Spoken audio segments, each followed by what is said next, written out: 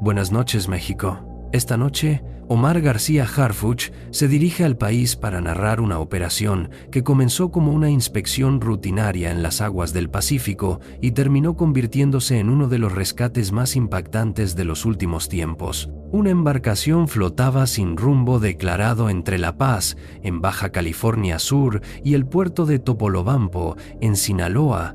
A bordo viajaban 28 menores de edad, 27 varones y una mujer.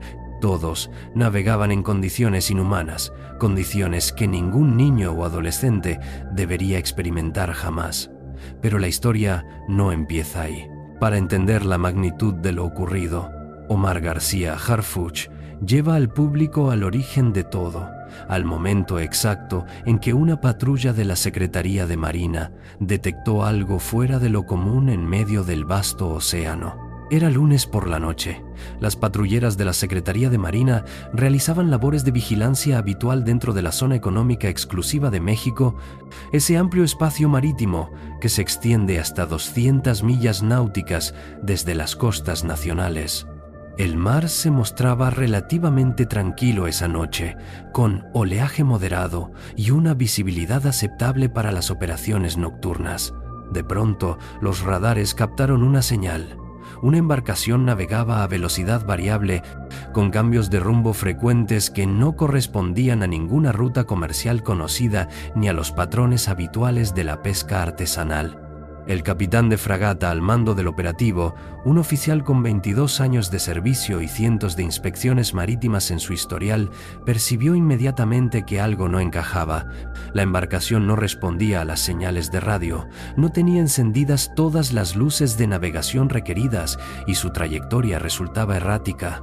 En sus propias palabras, que Omar García Harfuch cita textualmente: "En mis años de servicio he aprendido que cuando algo se ve mal, generalmente lo es".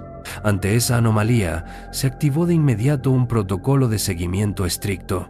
Durante 3 horas completas, desde las 11 de la noche hasta las 2 de la madrugada, la patrulla mantuvo vigilancia a distancia prudente. Cada movimiento quedó registrado, cada cambio de velocidad, cada viraje inesperado, cada detención. La embarcación parecía estar esperando algo o a alguien. Se detenía por periodos que oscilaban entre 15 y 20 minutos, luego retomaba la marcha para volver a parar varios kilómetros más adelante. Este patrón repetitivo levantó todas las alertas. A las 2:15 de la madrugada, la nave cambió abruptamente de rumbo y aceleró en dirección a aguas cercanas a Topolobampo. Ese fue el momento decisivo. Omar García Harfuch autorizó la acción inmediata. Se coordinó con el puerto de Topolobampo el despliegue de una embarcación tipo Defender, esas lanchas rápidas y altamente maniobrables que la Secretaría de Marina utiliza para operaciones de inspección e interceptación en alta mar. Un equipo compuesto por 2 elementos navales altamente capacitados zarpó a las 3:10 de la madrugada. El mar a esa hora adquiere una dimensión distinta. La oscuridad es casi absoluta, interrumpida únicamente por las luces de navegación y el reflejo ocasional de la luna sobre las olas. Los elementos navales llevaban equipo de visión nocturna, chalecos salvavidas tácticos y activaron todos los protocolos de seguridad establecidos. La misión era clara y precisa: interceptar la embarcación, identificarse, inspeccionar. La interceptación se concretó a las 4:40 de la madrugada, a aproximadamente 32 millas náuticas de La Paz. Cuando los elementos se aproximaron e identificaron como personal de la Secretaría de Marina, la respuesta de la tripulación fue un silencio absoluto. No hubo resistencia física, pero tampoco cooperación inmediata. Simplemente permitieron el acercamiento. Lo que sucedió en los minutos siguientes marcó para siempre a los elementos que participaron en el operativo. Al abordar la embarcación, una nave de aproximadamente 15 metros de eslora con capacidad para unas 40 personas, encontraron primero a 3 adultos, 2 hombres y una mujer, todos con edades estimadas entre 30 y 40 años. Su actitud era defensiva, pero no agresiva. No portaban armas visibles. Sin embargo, al revisar la bodega principal de la embarcación, la situación dio un giro que estremeció a todos los presentes. Allí, en el interior de la bodega, estaban los 28 menores de edad, 27 varones y una mujer, con edades que según las primeras evaluaciones visuales oscilaban entre los 10 y los 17 años. Algunos estaban sentados directamente en el suelo de la bodega, otros recostados sobre chalecos salvavidas improvisados que les servían como almohadas. Las condiciones de ventilación eran precarias, el espacio resultaba extremadamente reducido y la iluminación era insuficiente. El oficial médico naval, que formaba parte del equipo de inspección, realizó una evaluación inicial inmediata. Reportó signos de deshidratación en varios de los menores, probable desnutrición en al menos 5 casos y condiciones higiénicas claramente deficientes. Ninguno presentaba heridas visibles graves, pero el estado emocional de todos era crítico. Se observaron miradas perdidas, respuestas lentas a estímulos verbales y signos compatibles con estrés postraumático agudo. Cuando los elementos navales comenzaron a hacerles preguntas básicas, las respuestas resultaron confusas y contradictorias. Algunos menores afirmaban provenir del sur del país, mencionando estados como Chiapas, Oaxaca o Guerrero. Otros decían ser de comunidades en Sinaloa. Ninguno pudo o quiso explicar con claridad qué hacían en esa embarcación ni hacia dónde se dirigían. El miedo era palpable en el ambiente. Varios de los menores temblaban visiblemente, a pesar de que la temperatura no era particularmente baja. Ante esta situación, Omar García Harfuch tomó la decisión inmediata de asegurar la embarcación y escoltar a todos los ocupantes hacia el puerto de Topolobampo. La elección de este puerto no fue casual. Topolobampo cuenta con la infraestructura logística necesaria, capacidad médica adecuada y sobre todo con los protocolos establecidos por el sistema DIF municipal de Ahome para la atención de menores en situaciones de emergencia. Durante el trayecto de regreso, que duró aproximadamente 2 horas y media, los elementos navales mantuvieron vigilancia constante, proporcionaron agua, alimentos básicos y mantas térmicas a los menores. El oficial a cargo reportaba cada 15 minutos la situación. Menores tranquilos pero claramente asustados. No hemos logrado establecer comunicación fluida con la mayoría. Finalmente, la embarcación llegó al puerto de Topolobampo a las 7:20 de la mañana. En el muelle ya aguardaban unidades del DIF municipal de Ahome, personal médico del sector salud, psicólogos especializados en atención a menores víctimas de delito, representantes de la Vicefiscalía Regional Zona Norte y miembros de la Comisión Ejecutiva de Atención a Víctimas. El desembarco se realizó con extremo cuidado, uno por uno. Algunos menores caminaban con dificultad, visiblemente agotados. Otros se apoyaban entre sí para avanzar. La menor, una adolescente de aproximadamente 15 años según estimaciones iniciales, fue de las primeras en bajar. Llevaba puesta una sudadera gris varias tallas más grande, pantalón de mezclilla desgastado y tenis deportivos sin agujetas. Su mirada permanecía fija en el suelo. Inmediatamente después del desembarco, los 28 menores fueron trasladados a las instalaciones preparadas por el DIF. Allí, cada uno recibió una evaluación individual por parte del personal médico.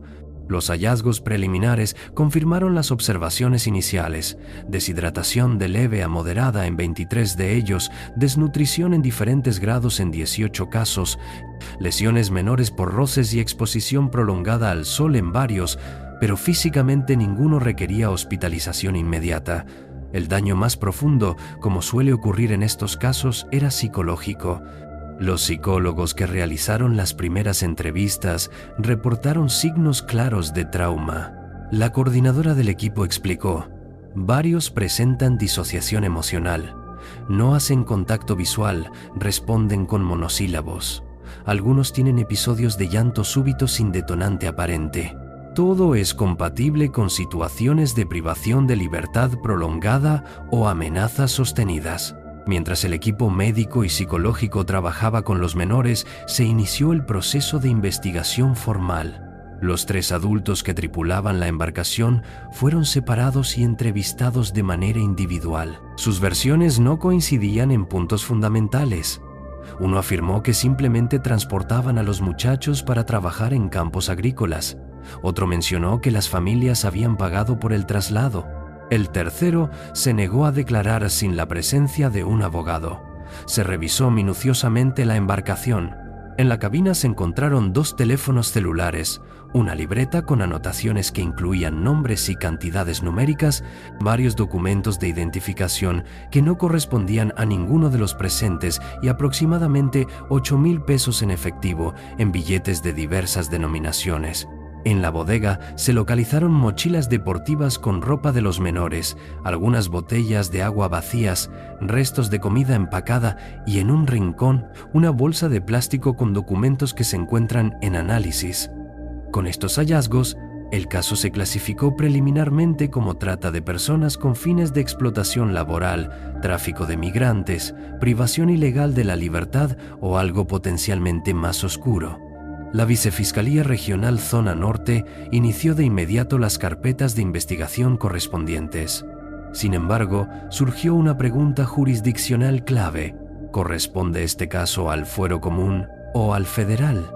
Si se confirma la participación de redes criminales organizadas dedicadas a la trata o al tráfico de personas, la Fiscalía General de la República tendría que asumir la conducción del caso.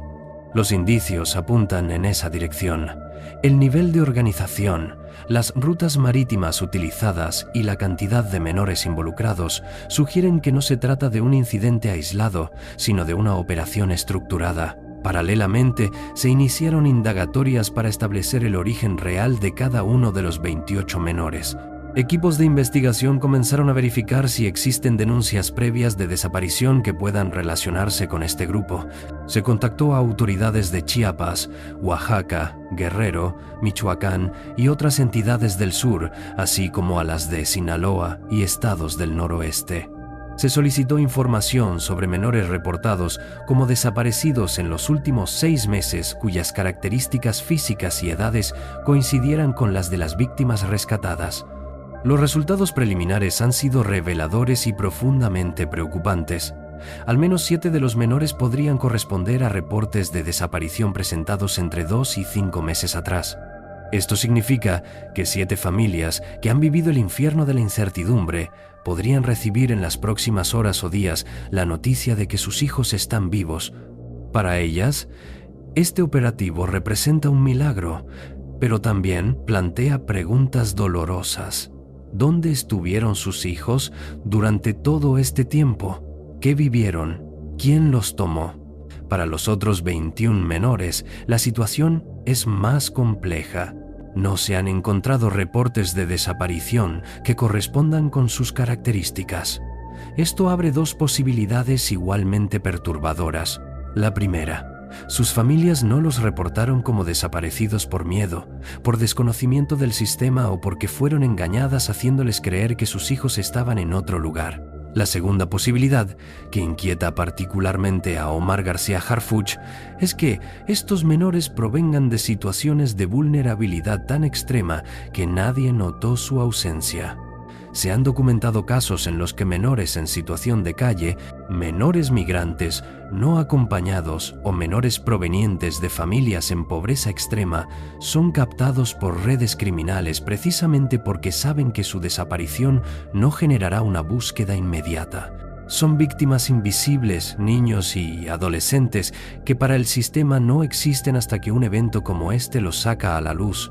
El trabajo del DIF municipal de Ahome ha sido fundamental en estas primeras horas críticas.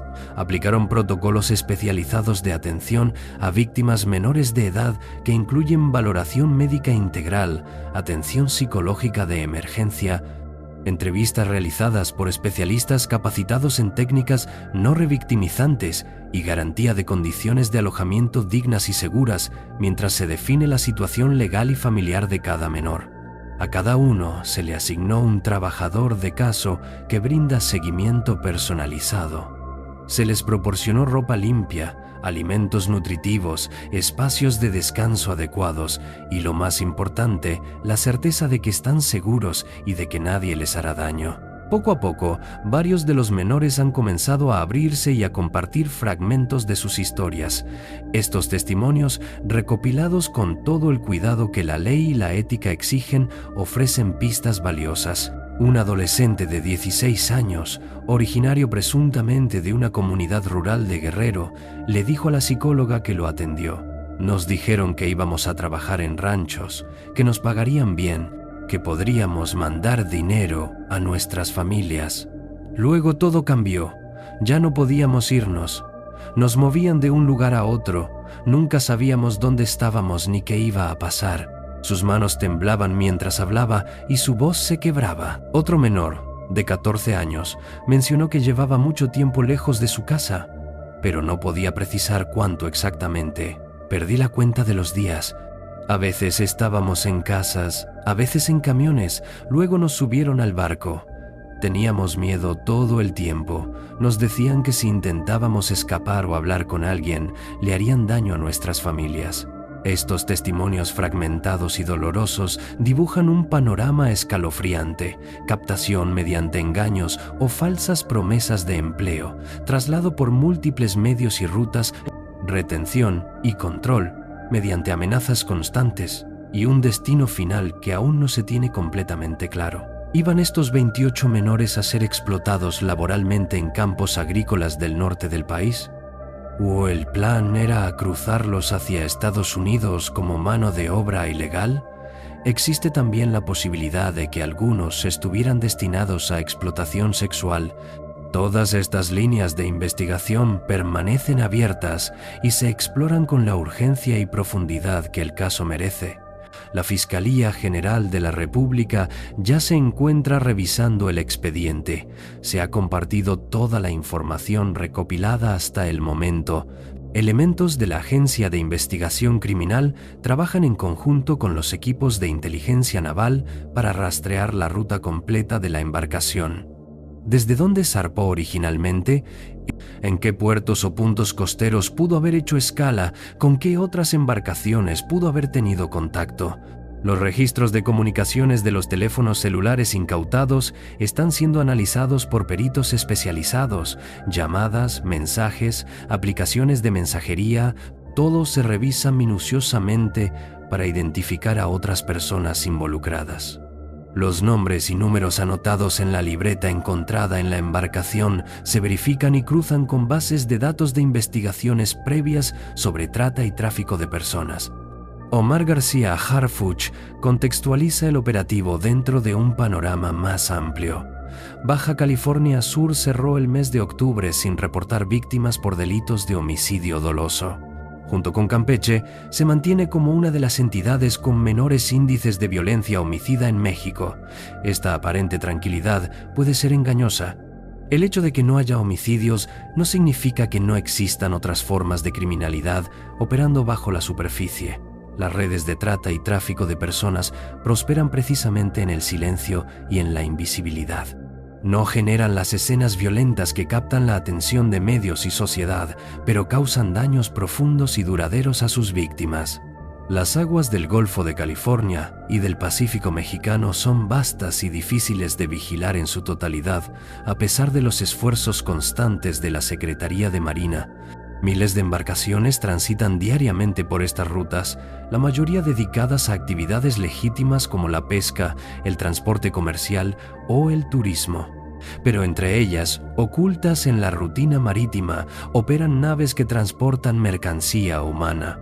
Este caso recuerda que la vigilancia marítima no es solo una cuestión de soberanía nacional o control de tráfico de drogas y armas, es sobre todo una cuestión de protección a las personas más vulnerables. Esos 28 menores flotaban en aguas mexicanas, invisibles para la mayoría, pero no para los ojos entrenados de los elementos navales que detectaron las anomalías y actuaron con decisión. El rescate fue exitoso, pero también representa un fracaso colectivo.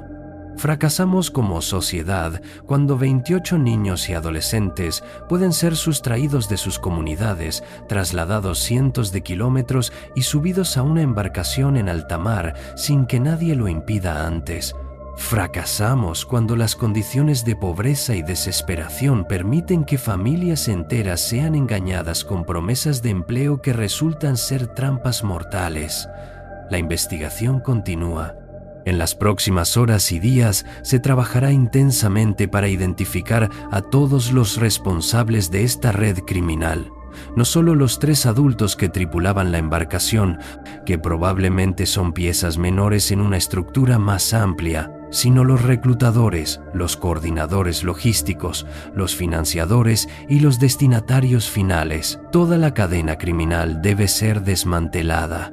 Asimismo, se seguirá trabajando para devolver a cada uno de los 28 menores a sus familias cuando esto sea posible y conveniente para el interés superior del menor. En algunos casos, desafortunadamente, la familia de origen puede ser parte del problema y haber entregado voluntariamente al menor a los tratantes. En esas situaciones se buscarán opciones de acogimiento o adopción que garanticen su seguridad y desarrollo integral.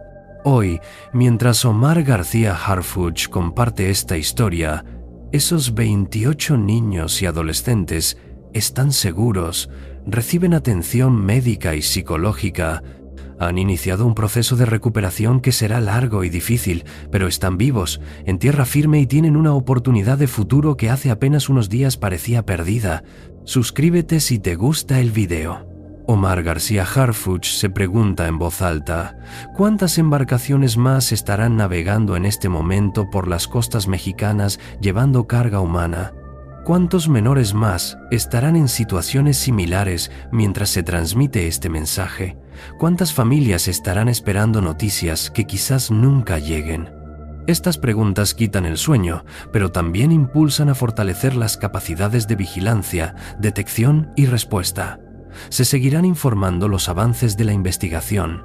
Omar García Harfuch pide a la ciudadanía que, si tienen información sobre desapariciones de menores, sobre redes de reclutamiento laboral sospechosas o sobre movimientos irregulares de grupos de niños o adolescentes, lo reporten inmediatamente a través de la línea de denuncia anónima. Cada dato puede ser la pieza clave para desmantelar estas redes y rescatar a más víctimas.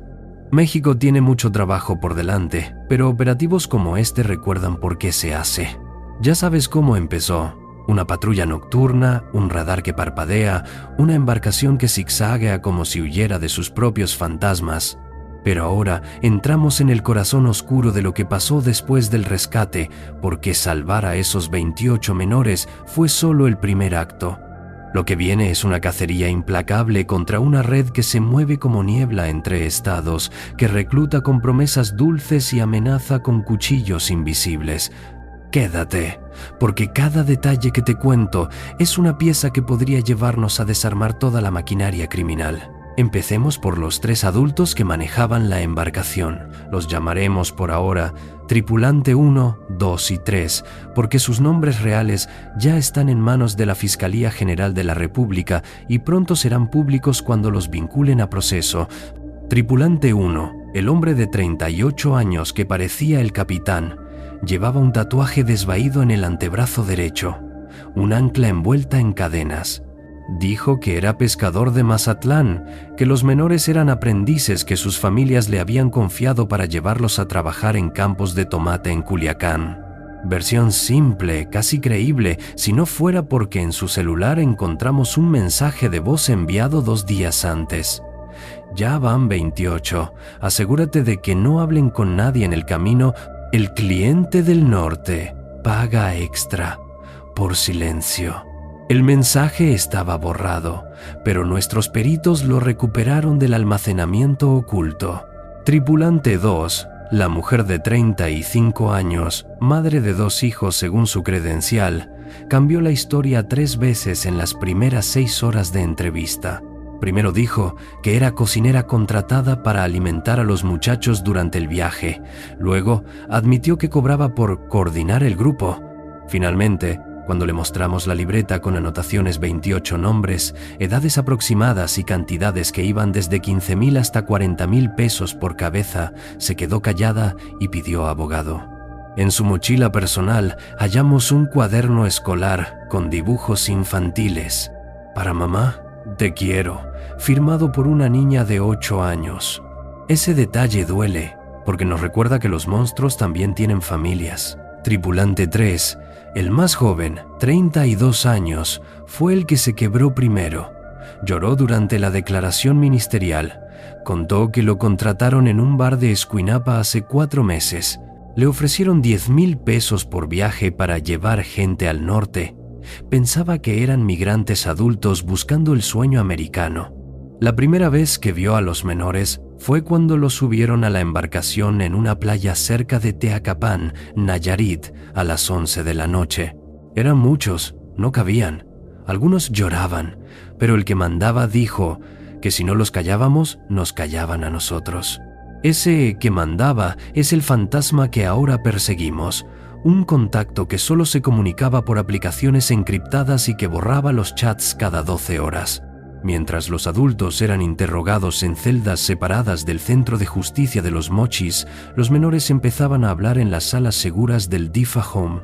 Imagina esto: 28 adolescentes sentados en círculo, con psicólogos forenses entrenados para no presionar, solo escuchar. El primer día solo hubo silencio y llanto. Al segundo día, un chico de 13 años, al que llamaremos Juan por protección, levantó la mano. Yo soy de una ranchería cerca de Markelia, Guerrero. Un señor llegó al pueblo diciendo que en Sinaloa había trabajo para todos, que nos darían casa y escuela. Mi mamá firmó un papel, pensó que era contrato. Me subieron a un camión con otros 10. Nunca vi a mi mamá de nuevo. Juan tenía una cicatriz fresca en la ceja izquierda. Se la hicieron cuando intentó bajar del camión en la primera parada. Otro testimonio vino de una niña, de 15 años, la única mujer del grupo. La llamaremos María. Habló bajito, mirando el suelo. A mí me sacaron de un albergue en Tapachula. Decían que tenía familia en Estados Unidos que me esperaba. Me pusieron en un tráiler con más niñas, pero después nos separaron. A las demás no las volví a ver. María llevaba un brazalete de hilos de colores tejido a mano. Cuando le preguntamos quién se lo dio, respondió: una amiga que se quedó en Chiapas. Dijo que era para la buena suerte. Ese brazalete ahora es evidencia. Las hebras coinciden con artesanías vendidas en mercados de San Cristóbal de las Casas, lo que nos da una ruta de reclutamiento. Con estos fragmentos empezamos a armar el rompecabezas.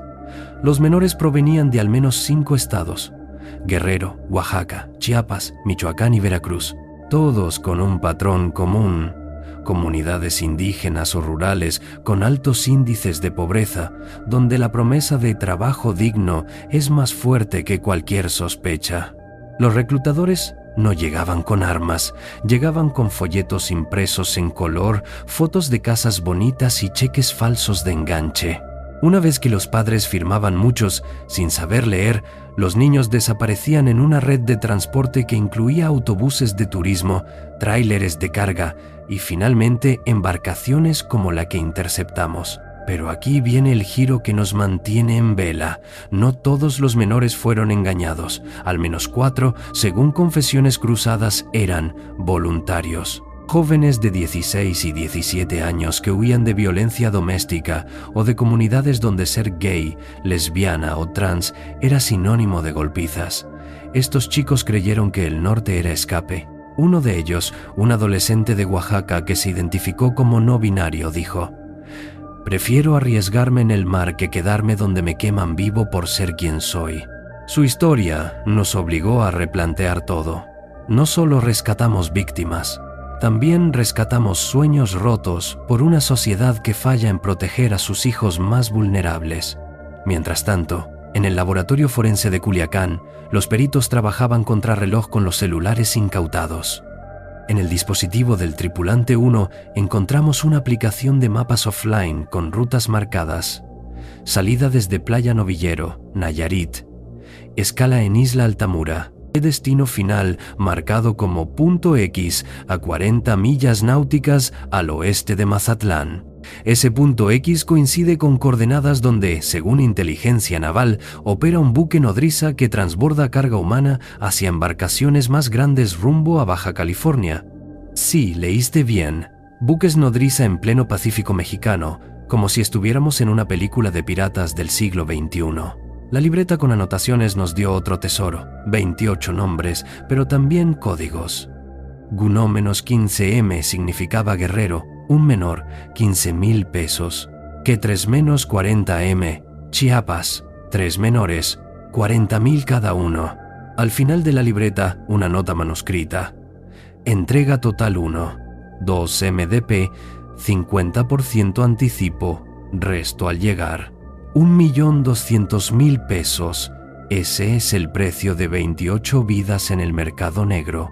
Cruzamos los códigos con bases de datos de la Guardia Nacional y encontramos coincidencias con 3 operativos previos en Sonora. Embarcaciones interceptadas con migrantes adultos, pero siempre con huecos en la carga que ahora sospechamos eran para menores. En paralelo, equipos de la Agencia de Investigación Criminal volaron a Chiapas y Guerrero. En una comunidad nahua de la montaña de Guerrero encontraron a la mamá de Juan.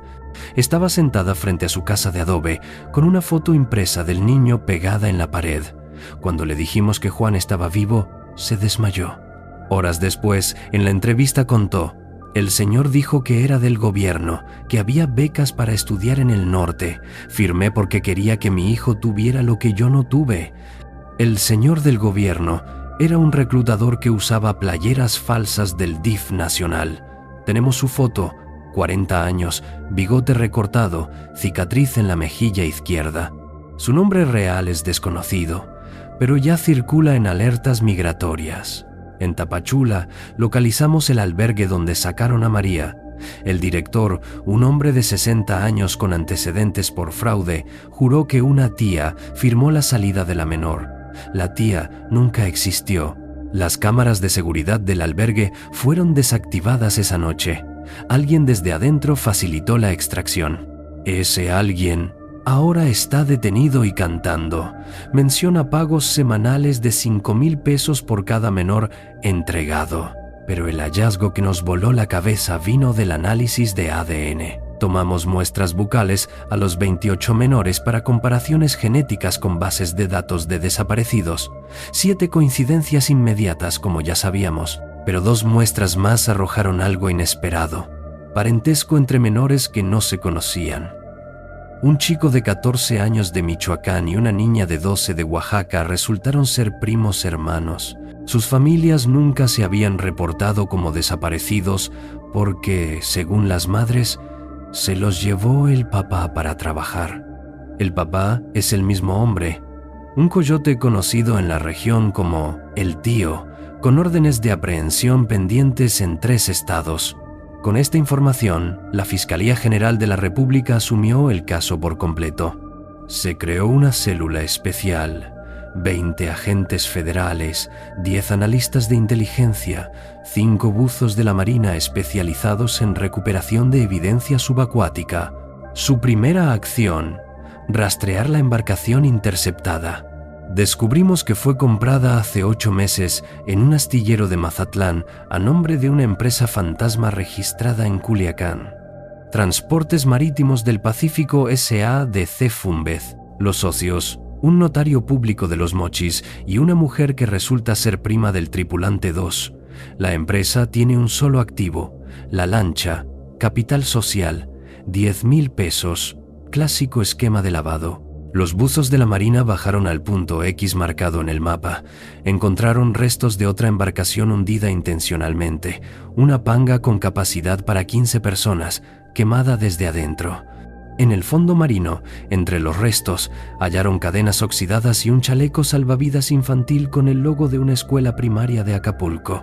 Esa escuela cerró hace 2 años por falta de fondos. Alguien usó los chalecos desechados para equipar a los menores. El mensaje es claro: operan con recursos reciclados de la miseria. Mientras tanto, en Topolobampo, los menores avanzan en su recuperación. El DIFA Home convirtió un albergue juvenil en un espacio seguro con dormitorios separados por edades, áreas de terapia ocupacional y un comedor donde sirven pozole los viernes porque a varios les recuerda a casa. Los psicólogos usan técnicas de arte terapia. Los chicos dibujan su viaje. Los dibujos son desgarradores: camiones negros, barcos sin luces, hombres con pasamontañas. Pero también hay dibujos de esperanza: un sol saliendo sobre el mar, una casa con jardín. Uno de los adolescentes El de 17 años que huyó de violencia homofóbica dibujó una bandera arcoíris ondeando sobre Topolobampo. Ese dibujo ahora está enmarcado en la sala de terapia. Hemos iniciado procesos de reunificación familiar para los 7 menores con coincidencias de ADN, pero no es tan simple. En 3 casos, las madres viven en comunidades controladas por grupos criminales locales. Una mamá de Chiapas recibió amenazas telefónicas después de que su nombre apareció en medios. Si hablas, tu otro hijo desaparece. Tuvo que ser trasladada con protección federal a una casa de seguridad en Tuxtla Gutiérrez. En otro caso, el padre del menor es policía municipal en Guerrero y está siendo investigado por posible complicidad. Firmó el contrato de trabajo sabiendo que era falso. Para los 21 menores sin reporte previo, creamos un programa especial, Raíces Rotas. Incluye educación acelerada, terapia grupal y, lo más importante, la opción de permanecer en Sinaloa bajo tutela del DIF mientras se resuelve su situación. 5 ya expresaron deseo de estudiar. 2 quieren ser marinos, 1 psicólogo, 1 enfermera y otro chef. Sus historias nos recuerdan que detrás de cada estadística hay un futuro que podemos salvar. Pero la red no duerme.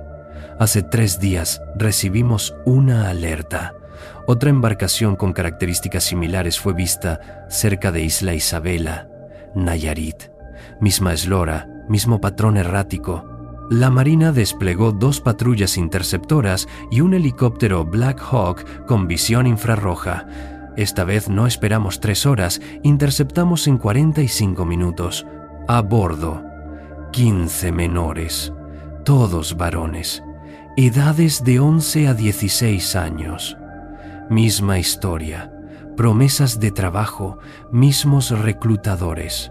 Pero esta vez encontramos algo nuevo, un GPS con coordenadas programadas hacia San Diego, California. El tráfico ya no es solo interno, es transfronterizo. Los teléfonos de esta segunda embarcación tenían una aplicación diferente, Signal configurada con autodestrucción de mensajes. Pero uno de los menores, un chico de 15 años de Veracruz, guardó capturas de pantalla en una carpeta oculta. En una de ellas, un mensaje: Lote 2 llega viernes, preparar cruce por Tijuana, cliente paga en dólares. El cliente, una dirección IP que rastreamos hasta un servidor en Chula Vista, California. Estamos coordinando con el FBI a través de la embajada. Por primera vez, tenemos evidencia de que la red tiene socios al otro lado de la frontera. En Baja California Sur, el gobernador solicitó reunión urgente con la Secretaría de Marina. Quiere duplicar el número de patrullas costeras e instalar radares de última generación en La Paz y Loreto. Pero el problema no es solo tecnología, es inteligencia humana. Necesitamos infiltrados en los puertos, en los bares de pescadores, en las terminales de autobuses donde los reclutadores operan. Estamos capacitando a 150 elementos de la Guardia Nacional en identificación de víctimas de trata. Su nueva misión, no solo detener, sino prevenir. Y aquí viene la parte que más duele. Sabemos que hay más embarcaciones. Los buques nodriza no operan solos. Tienen lanzaderas que recorren la costa desde Chiapas hasta Sonora, recogiendo menores como si fueran carga. Cada lanzadera lleva entre 10 y 15 niños. Si hay 5 operando simultáneamente y la inteligencia sugiere que hay al menos ese número, hablamos de 75 menores en riesgo esta misma noche. 75 historias como las de Juan y María flotando en la oscuridad. Por eso lanzamos la campaña Ojos en el Mar. Pedimos a pescadores, capitanes de yates turísticos, trabajadores portuarios que reporten cualquier embarcación sospechosa. Cada reporte va directo a un centro de mando en Mazatlán con respuesta en menos de 30 minutos. Ya tuvimos el primer éxito. Un pescador de San Blas reportó una panga que descargaba bultos humanos en una playa desierta. Llegamos a tiempo, rescatamos a 12 menores y detuvimos a 2 tripulantes. Uno de ellos cantó. El patrón grande está en Culiacán, en una casa con piscina y perros Rottweiler. Esa casa fue cateada ayer al amanecer. Encontramos computadoras con listas de menores, fotos de pasaportes falsos y un mapa con rutas marítimas marcadas en rojo. El patrón grande escapó por el techo, pero dejó su laptop encendida. En el escritorio, un archivo titulado Inventario 2025, 84 nombres, 84 niños que aún no han sido secuestrados. Tenemos sus fotos, sus edades, sus comunidades. Por primera vez estamos un paso adelante. Los menores rescatados en la segunda embarcación ya están en Topolobampo. El albergue se amplió. Ahora hay 43 camas. Los primeros 28 se convirtieron en hermanos mayores. Ayudan a los nuevos a adaptarse. Les enseñan las reglas. Les cuentan que el miedo pasa. Uno de los chicos del primer grupo, el que quería ser chef, cocinó para todos el domingo enchiladas verdes con receta de su abuela. Los nuevos lloraron al probarlas, el sabor de casa en medio del caos. La investigación ahora tiene 3 frentes: marítimo, terrestre y digital. El frente marítimo refuerza patrullas con drones que vuelan 150 kilómetros de costa. El terrestre sigue rutas de camiones desde el sur. Ya identificamos 3 empresas de autobuses que transportan menores sin documentación. El digital rastrea criptomonedas. Los pagos se hacen en USDT a través de wallets en Binance. Tenemos las direcciones. Una lleva a un exchange en Hong Kong, otra a un cajero automático en Tijuana. Pero nada de esto importa si no devolvemos a estos niños su infancia. Por eso creamos el Fondo de Recuperación Infantil. Cada menor recibirá una beca educativa hasta los 18 años, terapia psicológica ilimitada y, cuando sea mayor de edad, un fondo semilla para estudios universitarios o emprendimiento. El primer donante, un empresario de Los Cabos que vio el reporte en televisión y donó $1.000.000. Porque mi hija tiene la edad de esos niños, dijo. México, esta es tu historia tanto como la mía. Cada vez que un pescador reporta, cada vez que una mamá denuncia, cada vez que un maestro nota que falta un alumno, estamos tejiendo una red de protección más fuerte que cualquier cadena criminal. Los 28 del primer rescate ya no son números. Son Juan, que quiere ser marinero, María, que sueña con ser enfermera, el chico de la bandera arcoíris que estudia para psicólogo. Sus nombres reales están protegidos, pero sus futuros están en nuestras manos. La investigación no termina. Mañana catearemos la casa del notario en Los Mochis. Pasado, seguiremos la ruta de los autobuses. La próxima semana, los primeros menores regresarán con sus familias bajo protección federal. Pero esta noche, mientras hablo, 43 niños duermen seguros en Topolobampo. 43 historias que no terminarán en el fondo del mar. Suscríbete si te gustó el video. Y recuerda, si ves algo, di algo. La línea anónima está abierta a las 24 horas. Un mensaje tuyo puede salvar una vida. México, seguimos en la lucha. Buenas noches.